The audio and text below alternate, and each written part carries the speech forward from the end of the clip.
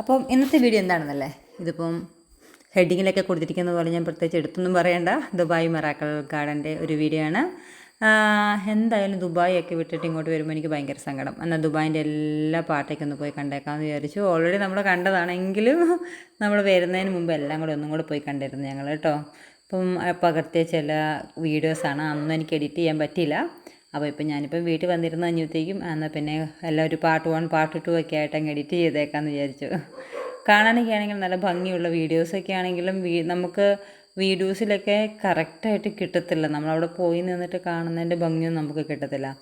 എന്തായാലും കാണാൻ പറ്റാത്തവർക്കായിട്ട് കുറച്ചെങ്കിലൊക്കെ ആയിട്ട് കാണാൻ പറ്റുള്ളൂ. അപ്പോൾ അതുകൊണ്ട് നമുക്കും കുറച്ച് കഴിയുമ്പോഴത്തേക്കും തിരിഞ്ഞ് നോക്കുമ്പം ഒരു വീഡിയോ ആവുമല്ലോ. അതുകൊണ്ട് ഞാൻ ആ വീഡിയോ ചിത്രീകരിച്ചു. എനിക്ക് ഭയങ്കര ഇഷ്ടപ്പെട്ടിട്ടുണ്ടായിരുന്നു കേട്ടോ. എപ്പോഴും എത്ര പ്രാവശ്യം നമ്മൾ പോയാലും ബോറടിക്കാത്തൊരു സ്ഥലമാണ് ദുബായ് മിറാക്കിൾ ഗാർഡൻ അല്ലേ.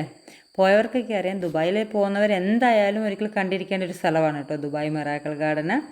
അപ്പോൾ ആ മിറാക്കിൾ ഗാർഡൻ എന്ന് പറഞ്ഞിട്ടുണ്ടെങ്കിൽ അവർ തന്നെ ആർട്ടിഫിഷ്യലായിട്ട് ഉണ്ടാക്കിയതാണ്. പക്ഷേ എല്ലാ സീസണിലും കറക്റ്റായിട്ട്, എസ്പെഷ്യലി ഒരു ഒക്ടോബർ അവസാനം ഒരു നവംബർ ആ ടൈമൊക്കെ ആകുമ്പോഴത്തേക്കും പയ്യനെ അവരെല്ലാം ഫ്ലവറെല്ലാം വെച്ച് തുടങ്ങും. ഡിസംബർ ജനുവരിയൊക്കെ നല്ല സീസണാണ്. നമ്മൾ പോകുവാണെങ്കിൽ ഡിസംബർ ജനുവരി സീസണിൽ പോകുന്നതാണ് നല്ലത്.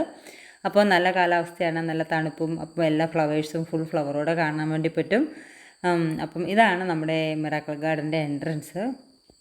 പിന്നെ നമ്മൾ ഇന്ത്യയിൽ നിന്നും അല്ലെങ്കിൽ വേറെ എവിടെ നിന്നൊക്കെ കാണാൻ വരുന്നവരാണെങ്കിൽ ഒരു മോർണിംഗ് അല്ലെങ്കിൽ ഈവനിങ് ടൈം കണക്കാക്കി വേണം കേട്ടോ ദുബായ് മിറാക്കിൾ ഗാർഡനിലോട്ടൊക്കെ പോകാൻ വേണ്ടി. ഈവനിങ്ങിലൊക്കെ ആണെങ്കിൽ പോകുവാണെങ്കിൽ നമുക്ക് ഈവനിങ് സൺലൈറ്റിലൊന്ന് കാണാൻ വേണ്ടി പറ്റും. പിന്നെ നൈറ്റത്തെ ലൈറ്റിലും ഉള്ള വ്യൂസ് എങ്ങനെയാണെന്ന് കാണാൻ വേണ്ടി പറ്റും. എന്തായാലും ഇത് ഞങ്ങൾ മോർണിംഗ് ആട്ടോ പോയത്. മോർണിംഗത്തെ ഒരു വ്യൂ ആണ് ഇപ്പോൾ എല്ലാം കാണുന്നത്. നമ്മൾ എൻട്രൻസിൽ തന്നെ കാണാം, നമുക്ക് കാസിൽസൊക്കെ ഉണ്ട്. കാസിലൊക്കെ ഫുള്ള് ഫ്ലവറായിട്ട് ഡെക്കറേറ്റ് ചെയ്തിട്ടാണ്. എല്ലാം ലൈവ് ഫ്ലവർ ആണെന്നുള്ളതാണ്. എൻട്രൻസിൽ തന്നെ നമുക്ക് കാണാൻ 2 വലിയ കുതിരകൾ. ആ കുതിര ഫുൾ പച്ചപ്പരവതാനി കുതിരകളുടെ മേലെ വിരിച്ചിട്ട് ഇരിക്കുന്ന ഒരു എൻട്രൻസ് തന്നെ. എനിക്ക് ഭയങ്കര ഇഷ്ടമാണ്. നമുക്ക് ജസ്റ്റ് അതിലൂടെ പോയാൽ നമുക്ക് ഇഷ്ടം പോലെ ഫോട്ടോ എടുക്കാനുണ്ടാവും.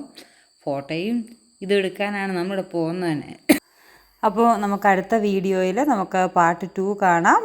ഞാൻ ഡിവൈഡ് ചെയ്തിട്ടാണ് ഇടുന്നത് കേട്ടോ.